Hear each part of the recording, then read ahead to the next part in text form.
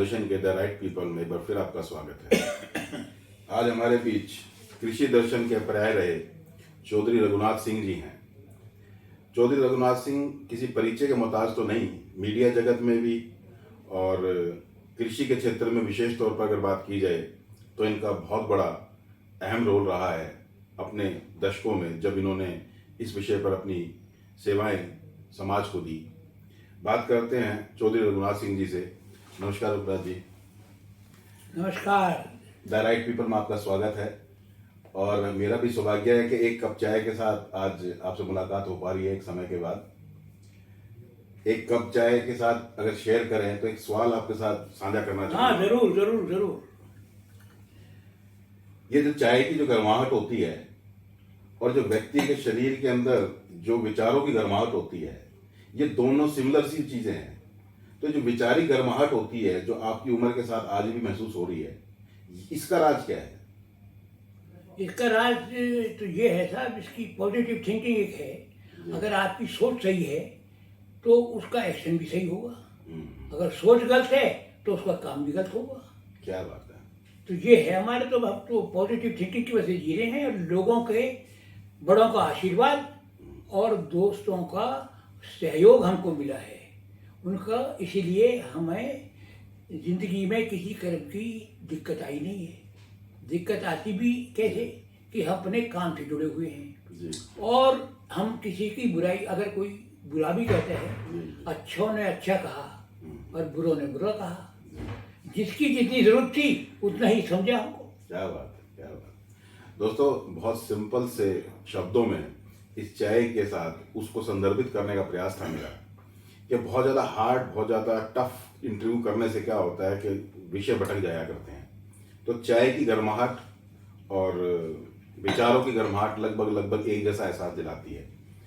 उम्र का तगाजा आप देख पा रहे हैं, चेहरे के ऊपर आदमी का जो फेस इंप्रेशन होता है बता देता है कि उम्र क्या रही होगी या क्या है। उस उम्र के इस दौर में भी इतना साहित्यिकी के साथ विषयों को बता पाना कि भाई लोगों ने जो प्यार दिया, बड़ों ने जो आशीर्वाद दिया, उसकी वजह से आज मैं यहाँ पहुंचा हूँ। किन किन विषयों पर रघुनाथ जी आपका प्रभाव रहा जीवन भर?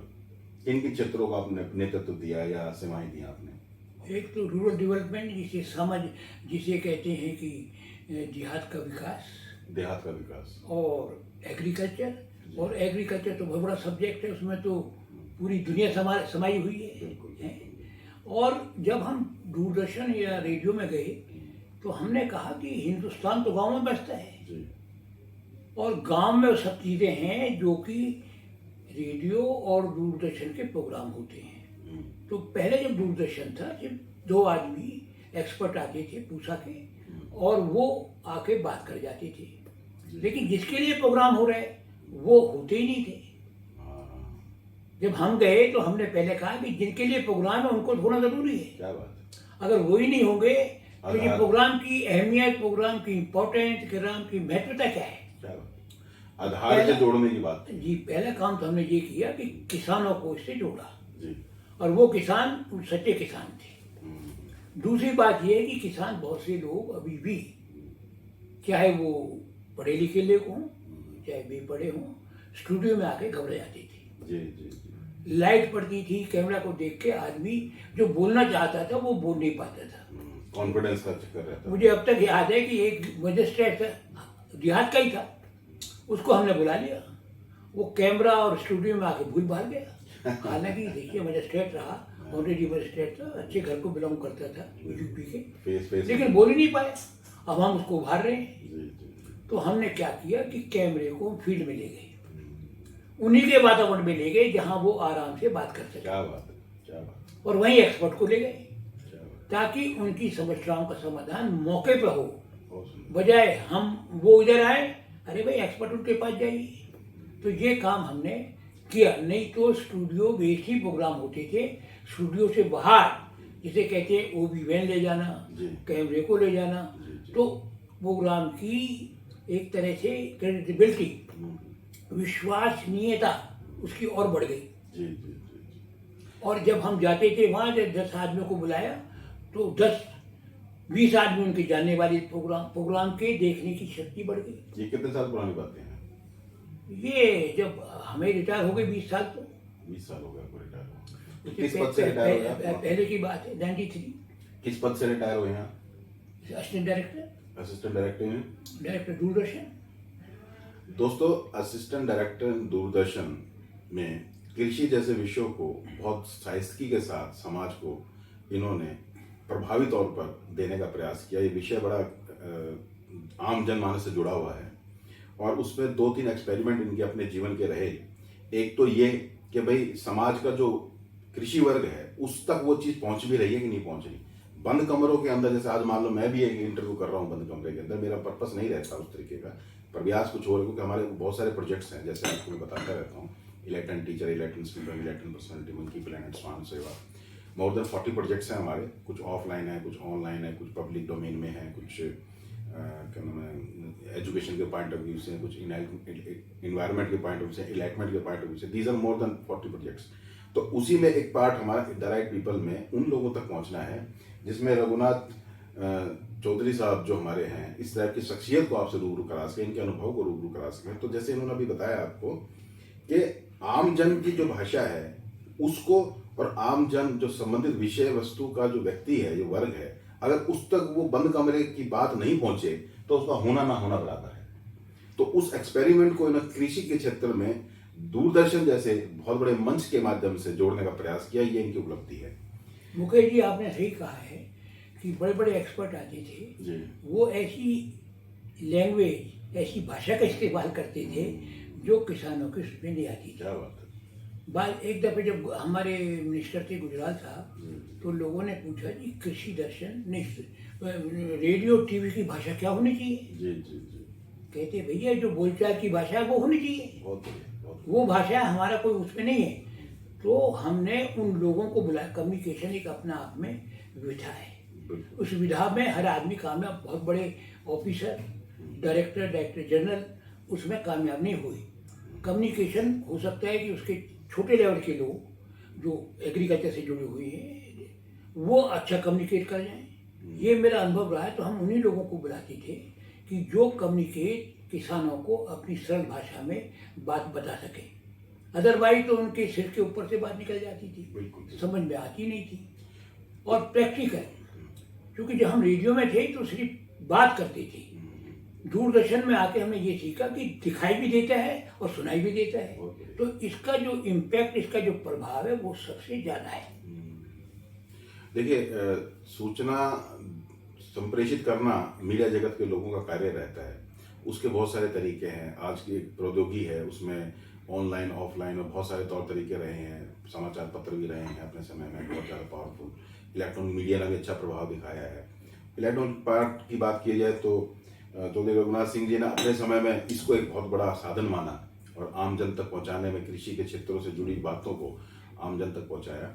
ये व्यक्तिगत तौर पर इनका स्वभाव भी रहा और इनका समझ भी रही। एक बात और कहना चाहूँगा मुकेश जी, किसी चीज़ को लोगों तक पहुंचाने के लिए 3-4 तरीके हैं। जी जी। एक तरीका बातचीत का जो हम आप कर रहे हैं, जी जी। दूसरा तरीका है फिल्म के द्वारा, तीसरा तरीका है डेमोन्स्ट्रेशन के द्वारा, और चौथा तरीका है कि उसी बात को भजन, कीर्तन, आम आदमी की भाषा में, आम आदमी की भाषा में गीत बना के पेश करें तो ज़्यादा पेश करते हैं। तो ये डिफरेंट फॉर्मेट हैं और हमने क्विज प्रोग्राम का इस्तेमाल इसलिए किया कि सब लोग को बुलाइए, उनकी क्या दिक्कत है, क्या उनके बाद समस्या है, वो सामने हर व्यक्ति बोले और उसको समाधान एक्सपर्ट होते थे वो उसको बताएं।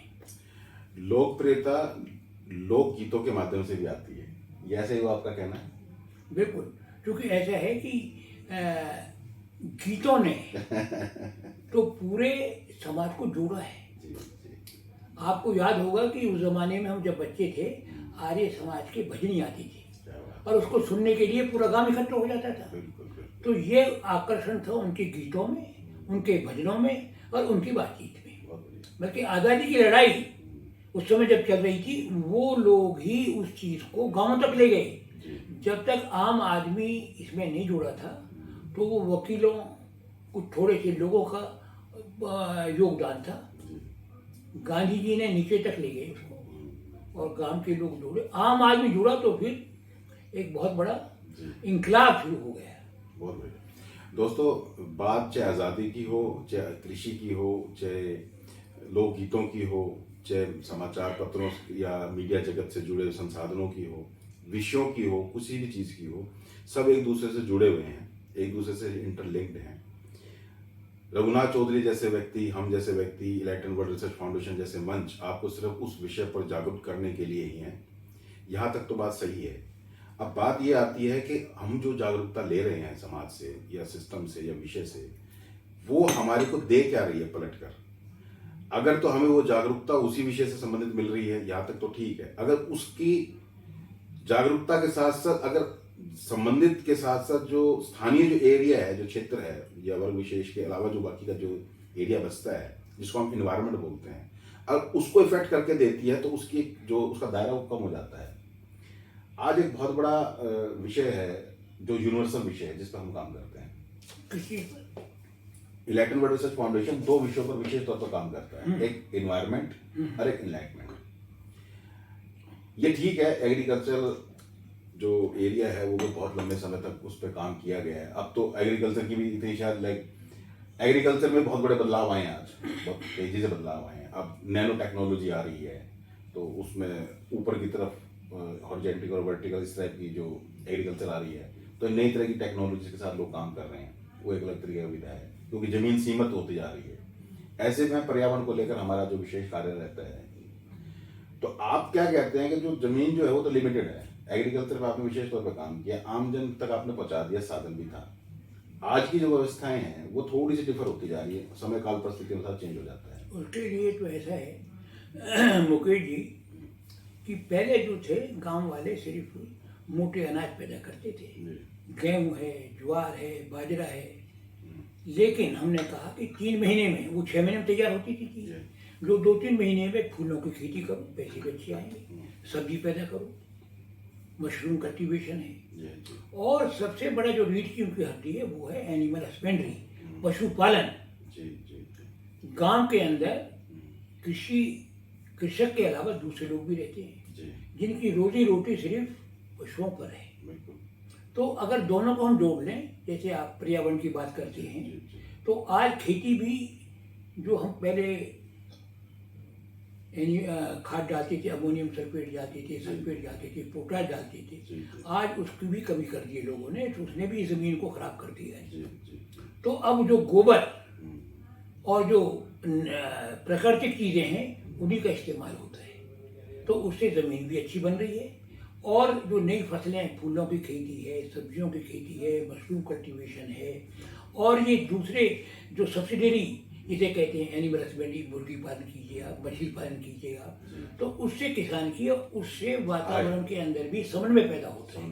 ठीक है, जहाँ वृक्षों की आप बात करते हैं, वैसे जहाँ एग्रीकल्चर होती है अपने आप में वातावरण सही रहता है। अब हो क्या रहा है कि एग्रीकल्चर की लैंड की जगह मकान खड़े हो गए हैं, इंडस्ट्रियलाइजेशन है थोड़ा है, तो अर्बनाइजेशन की बढ़ोतरी होती जा रही है और फसलें उस जगह खत्म होती जा रही है। इस समस्या का कोई समाधान है क्या? क्योंकि देखिए आबादी तो तेजी से बढ़ भी रही है, अब आबादी भी बढ़ रही है, लोगों की ज़रूरतें भी बढ़ रही हैं, एग्रीकल्चर के लिए ज़मीनें घट रही हैं, उनको पहले कहते हैं ना, पहले आवास चाहिए लोगों को, रहने की छत चाहिए, उसके बाद लोग अपने बाकी के काम सोच पाते हैं।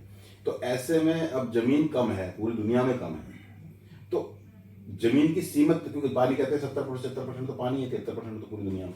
इसमें तो मैं एक बात ये कहना चाहूँगा, एक गाना शुरू हुआ था जब हम प्रोग्राम करते थे, पढ़ना लिखना सीखो, उन्होंने गाना था बहुत ज़बरदस्त, भूख से मरने वालों पढ़ना लिखना सीखो। तो मैंने कहा भूख से मरने वाले पढ़ना लिखना कैसे सीखेंगे? क्या बात? पहले रोटी चाहिए उनको, खाना चाहिए, भूखे बदन तो होने को पाला, वो तो भगवान का भी नाम नहीं ले सकते। तो पहली हमारी प्रायोरिटी है मकान से पहले खाना, मकान के बगैर पहले भी तो लोग रहते थे, वृक्षों के नीचे सोते थे, वहीं का फल खाते थे, चश्मे का पानी पीते थे, हैं, और उनकी स्वास्थ्य भी अच्छा, मतलब छत, नेचुरल छत बना, और छत उनका ये आकाश उनकी छत होती थी, जमीन उनका बिछौना होता था। क्या बात है। तो ये था। ये लेकिन अब छत तो ले ली, लेकिन बाकी चीज़ें नहीं हो रही। भाई मकान तो ज़रूरी है, वो तो कहते हैं फूड क्लोथिंग शेल्टर 3 चीज़ें लोग बताते हैं, लेकिन इसके अलावा खाना एक प्रायोरिटी है। जब खाने नहीं मिलेगा और उसके लिए ज़मीन कम होती जा रही है, तो उसके लिए तो इंटेंसिव खेती, हमने कहा ना इस तरह की खेती की जाएगी जो 3 महीने में तैयार हो, इंटेंसिव खेती। और अपने खान पान का ढंग भी बदलना पड़ेगा। पहले सिर्फ हम वेजिटेबल थे, अब फल भी खाइए, कुछ और चीज़ शुरू कीजिए ताकि उसकी भरपाई पूर्ति हो सके। दोस्तों बड़ा अनुभव साझा कर रहे हैं हमारे रघुनाथ जी। इन्होंने बात में से इतनी सारी बात एकदम से कह दी कि मेरे बहुत से सवालों के जवाब जो मैं आप तक पहुंचाना चाह रहा था वो अपने आप ही दे दिए। अनुभव इसी को बोलते हैं। भाई इन्होंने ये बोल दिया कि भाई हमारा ऐसा मानना है कि भाई आदमी को पहले छत चाहिए। अब ये इनका अनुभव ये कहता है छत से पहले रोटी चाहिए। भाई आदमी रोटी खाएगा तो ही तो छत की बात करेगा, और छत की बात करेगा तो विचार आएंगे तो शिक्षा की बात करेगा। तो ये एक दूसरे से जुड़े हुए विषय हैं। रघुनाथ जी, आपको जैसे हमें पता लगा कि बहुत सारे सम्मानों से समय समय पर सम्मानित किया जाता रहा है। अपने मान सम्मान के बारे में जो आजीवन आपको मिले उसके बारे में थोड़ा सा हमारे दर्शकों को आप बता पाएंगे कि अभी हाल ही में आपको जिस सम्मान से सम्मानित किया गया वो कौन सा सम्मान था और किसने आपको दिया और किस वजह से दिया? ये वरिष्ठ नागरिक अधिकार सम्मान था जी। वरिष्ठ नागरिक। दिल्ली में काफ़ी लोगों ने अप्लाई किया, उसमें से बहुत कम लोगों को ये चयनित किया गया, ये सम्मान मिला है। हाँ। और उनमें मैं भी एक हूँ। इससे पहले मुझे इंटरनेशनल लेवल पर फूड एंड एग्रीकल्चर FAO का अवार्ड मिले हैं। ओके। और वो कई साल तक मिलते रहे हैं। जब हम कृषि दर्शन प्रोग्राम करते थे जी, तो उसके अवार्ड लगातार 4-5 साल तक। जी, ये विश्व का काफ़ी बड़ा संगठन है, खाद्य विश्व खाद्य संगठन के नाम से कहलाते हैं। और अभी हाल ही में जो मिला है उसको मैं दिखा देता हूँ। ये है वो अवार्ड जो अभी हाल ही में मिला है।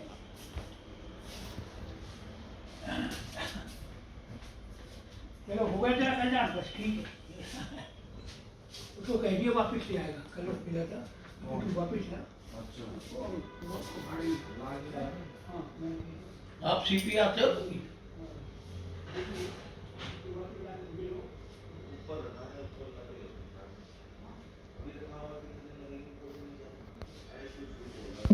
दोस्तों जैसा कि द राइट पीपल में हमारे बीच रघुनाथ चौधरी साहब मौजूद हैं, इनके पहले साक्षात्कार के चरण में इन्होंने हमसे बहुत सारे विषयों पर चर्चा करी। कुछ विषयों पर मेरी अभी भी जिज्ञासा बाकी थी, तो मैंने इनसे दोबारा समय मांगा और उम्मीद जताई कि हमें अपने जो उन विषयों से संबंधित अनुभव साझा करें जिनको हम इस इंटरव्यू के माध्यम से लोगों तक पहुंचा सकें। रघुनाथ जी, अभी तक बहुत सारे विषयों पर आपसे चर्चा होती रही हमारी। आखिर में जब हम इसके कंक्लूजन की बात करते हैं किसी भी व्यक्ति के व्यक्तित्व की, तो एक व्यक्ति को व्यक्तित्व बनाने वाली जो पर्सनैलिटी होती है उसमें कौन कौन से गुण आते हैं जो किसी व्यक्ति को व्यक्तित्व बनाते हैं? सबसे पहले तो सोच अच्छी होनी चाहिए जी।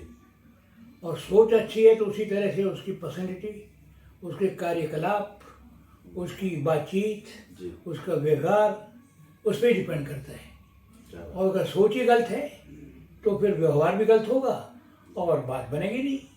तो ये बहुत ज़रूरी है।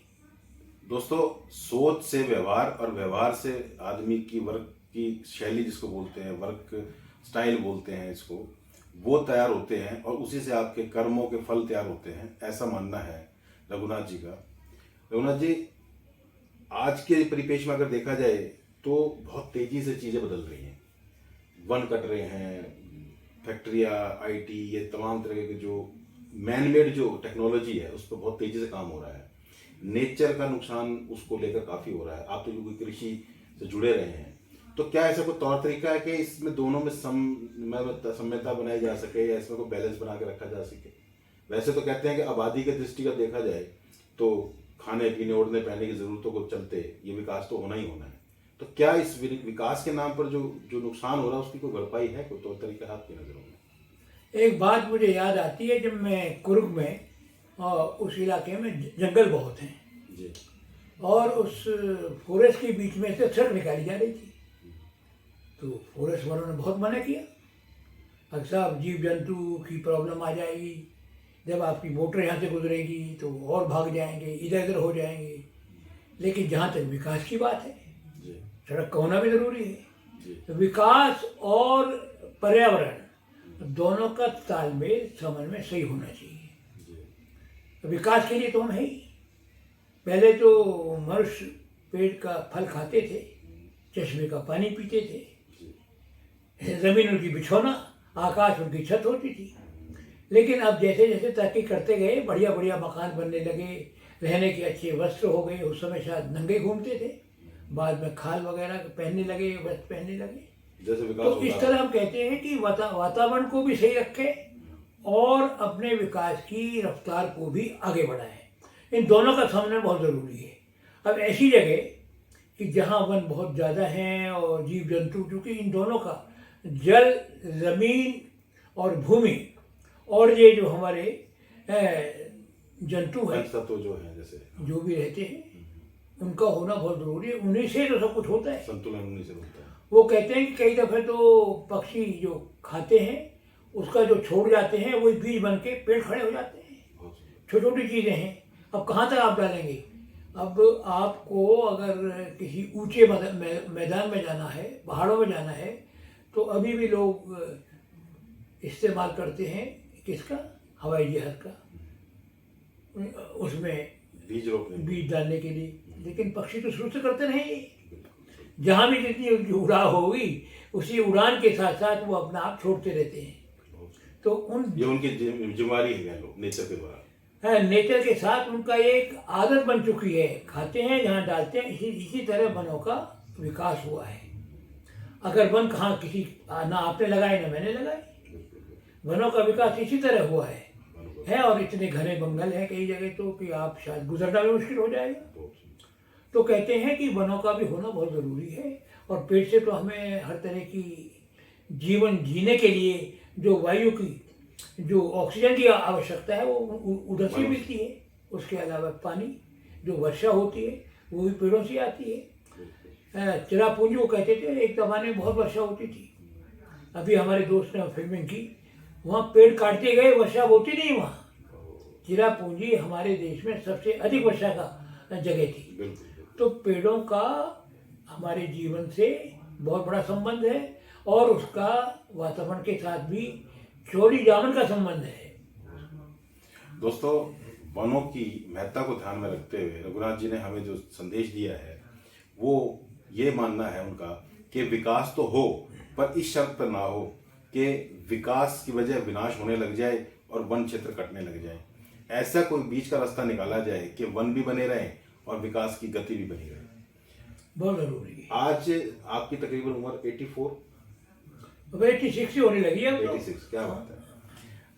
86 साल के नौजवान से आपका रूबरू तारुफ करा रहा हूँ। इसके पीछे की जो खासियत है, उसके किस चीज को श्रेय देते हैं आप अपने इस सेहत के? मैंने पहले बताया कि पॉजिटिव थिंकिंग। जब आप दुनिया में रहते हैं तो आपके खिलाफ बोलने वाले भी होंगे, आपसे जल्द से मतलब द्वेष भी रखते होंगे। अगर आप उसके पीछे लग जाएं तो आपकी जो एनर्जी है, आपकी शक्ति वहीं लग जाएगी। उसको भूल जाइए, आप आगे बढ़ते रहिए और अपनी सोच को सात्विक रखिए, ताकि आपकी सेहत पर, सोच के ऊपर ही डिपेंड करता है कि आपके स्वास्थ्य का असर। अगर आप किसी को बुरी नजर से देखेंगे तो कहते हैं पेड़ के पत्ते भी सूख जाते हैं। कि तो आदमी अपने आप भी जब ज़्यादा क्रोध में आता है तो एक शक्ति पूरी जोर से आती है कि उसके कितना प्रेशर पड़ता है उसके शरीर के ऊपर और कितनी शक्ति खत्म होती है। आवेश जिसको बोलते हैं। तो ये आवेश में आना, गुस्से में आना, ये सोच सही होनी चाहिए ताकि आप अपनी सेहत को नॉर्मल रखें। और अगर आपका रक्तचाप बढ़ जाएगा तो बहुत सी चीज़ें पैदा हो जाएंगी उसके साथ। दोस्तों, सोच की महत्ता को भी ध्यान में रखते हुए हमें अपने जीवन को आत्मसात करता रहना चाहिए और उन विषयों पर फोकस नहीं करना चाहिए जो हमारे शरीर की ऊर्जा का ह्रास करते हों। जैसे कि अभी 86 के आसपास आपकी उम्र है और आपकी एज ग्रुप के बहुत से लोग ऐसे हैं जो शायद या तो पहुंचे नहीं उस उम्र तक या पहुंचने के बाद ऐसी स्थिति में है कि ना वो उस स्थिति में रहना चाहते और ना उससे बाहर निकल पाए, जिसको स्वास्थ्य की दृष्टि का देखा जाए तो काफ़ी उनका एक ऐसा स्वास्थ्य का नुकसान हो रहा होता है कि उनको ऐसा लगता है कि यार इस स्वास्थ्य से तो बेटर है कि चले जाना, ऐसा कुछ। मुकेश जी, मनुष्य जो है सामाजिक प्राणी है। अगर वो घर में ही पड़ा रहेगा तो समाज से कट जाएगा। समाज से हमें बहुत कुछ चीज़ें मिलती हैं। एक से एक बढ़िया आदमी हमारी समाज में है जो हमें अच्छे विचार देंगे, हमें उनसे मिलकर खुशी होगी। आज हमने बैठ के खाना खाया, कितनी खुशी होती है। कहते बांट के खाने से, बांट के आपस में बात करने से सोच में इजाफा होता है, सोच में विकास होता है। तो हम घर से बाहर निकलो, लोगों से मिलो। एक ने कहा था भाई नौकरी के बाद उसी तरह तैयार होकर बाहर जाना जैसे आप नौकरी पे जाते हैं। तो हमने तो वही रोज अपना रूटीन रखा है। सुबह तैयार होते हैं, वही अपना कपड़े वपड़े पहने और ऐसा लगता है कि हम जैसे नौकरी पे जा रहे हैं। तो जाके लाइब्रेरी अटेंड करते हैं, लोगों से मुलाकात होती है। 2-4 जो जगह हैं दिल्ली के अंदर, इंडिया इंटरनेशनल सेंटर है, इंडिया हैबिटेट सेंटर है, प्रेस क्लब ऑफ इंडिया है, उसके हम मेंबर बन गए हैं। तो उससे लोगों की अपने आप मुलाकात मेल मिलाप बना रहता है। मुकेश जी, एक तो आपको पता ही है कि आज दुनिया में या समाज में खुशी और गम के मौके पे मिलते हैं, रिश्तेदार नहीं आता, लेकिन वहाँ तो ऑटोमेटिक मिलेंगे आपको। जब आप जाते हैं किसी क्लब में तो वो आपको बुलाने की जरूरत नहीं है, ऑलरेडी मिलते हैं। तो इसलिए आप उनके साथ अपने विचार, उनके विचार आपस में शेयर कर सकते हैं। और उसी में जिंदगी, और जिंदगी क्या है, यही तो जिंदगी आदमी की। आपस में बन बैठ के कहीं थोड़ा सा हंस लो, कहीं थोड़ा सा मुस्कुरा लो, थोड़ा बहुत क्रोध भी होना चाहे तो छोटे लेवल पे हो। अब भाई क्या बात, जो आप बात करें उससे मैं सहमत नहीं हूँ, एक आदमी उससे बिचल जाएगा, नहीं है। सभी रंग होने चाहिए, हर चीज़ से सहमत नहीं हो सकते आप, लेकिन उसको क्रोध करने की जरूरत नहीं है। वो है, उसकी अपनी राह है, उसकी अपनी सोच है, उसको करने दीजिए वो चीज़। आप अपनी सोच पे लगे रहिए, लेकिन हमें हमारी खुराक समाज है, समाज के अच्छे व्यक्ति, उन्हीं से हमको विचार मिलते हैं, उसी से हमको ज्ञान मिलता है। वानप्रस्थ और आपने संन्यास की एक डेफिनेशन दी थी हमें अपने पिछले इंटरव्यू में, वो उसको क्या डिफरेंशिएट कैसे किया जा सकता है आपकी नज़रों में? क्या है ये दोनों में, क्या डिफरेंस है?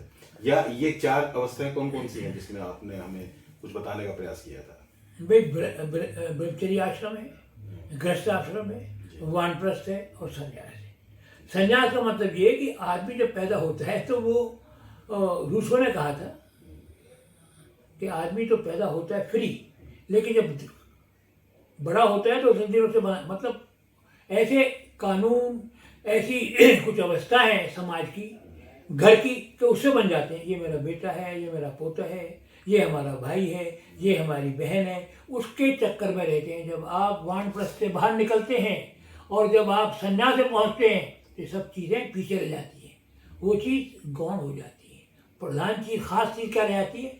ईश्वर पर लगन लगना, अपने आप को एक ऐसी अवस्था में ले जाना कि आप सबको पीछे छोड़ जाओ। कोई अनासक्त जिसे कहते हैं, जब अनासक्त की स्थिति पैदा हो जाएगी तो फिर जल्दी ही भगवान के भी नजदीक पहुंच जाएंगे आप, मुक्ति का मार्ग, और मुक्ति का धाम भी आपके लिए आसान हो जाएगा। तो ये जो उम्र है इसका क्या डिफरेंस है बीच में? क्या 25 है 100 में 25, हाँ, शतायु में 25 से 75 के बाद आता है वो।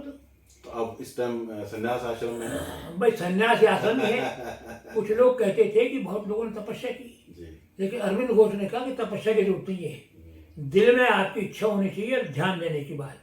नहीं तो लोग घर बैठे भी हो सकते हैं, सूख के काटे हो गए। इतनी तपस्या की है, घर बैठ के भी आप सन्यासी बन ध्यान लगा सकते हैं। ध्यान की बात। बहुत सुंदर। एकांत में रहता हूँ भीड़ के सहारे, वाह, ठीक है ना, एकांत में रहता हूँ भीड़ के सहारे, जैसे कोई मंदिर हो गांव के किनारे। क्या बात है, क्या बात है।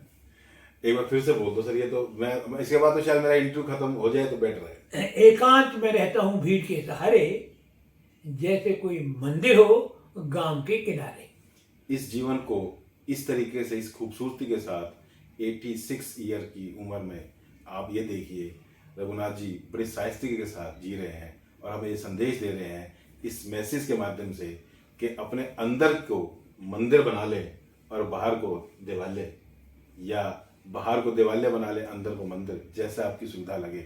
लेकिन प्रयास ये करें कि पर्यावरण के टच में रहें, प्रकृति के टच में रहें, अच्छे लोगों के टच में रहें, उम्र चाहे कुछ भी हो, उससे आपकी सोच जो है वो उतार चढ़ाव ना ले, वो एक सिंपल साइज की और एक सद्भाव की जो एक विचारधारा है उसको आप आत्मसात कर चलें। इस प्रकार के कुछ संदेश हमने आज हमारे रघुनाथ जी से, जो हमारे बुजुर्ग भी हैं और हमारे प्रेरणा स्रोत भी हैं, उनसे हमें मिले। इसके लिए हम अपने रघुनाथ जी का बहुत बहुत धन्यवाद करते हैं और उम्मीद करते हैं कि इनलाइटन वर्ल्ड रिसर्च फाउंडेशन के तमाम प्रोजेक्ट्सों में आप हमें अपनी प्रेरणा देते रहें और हमारे साथ यूं ही जुड़े रहें। इन्हीं शुभकामनाओं के साथ कि इनका स्वास्थ्य बना रहे और इनकी दीर्घायु के साथ साथ इनके आशीर्वाद की जो परिकल्पना जो हमेशा हमारे लिए करते रहते हैं हमें मिलती रहे। मैं आज विदा लेता हूँ। नमस्कार। मुकेश जी, आपका भी बहुत बहुत धन्यवाद जो आपने मुझे ये मौका दिया बात करने का। Thank you. बहुत धन्यवाद।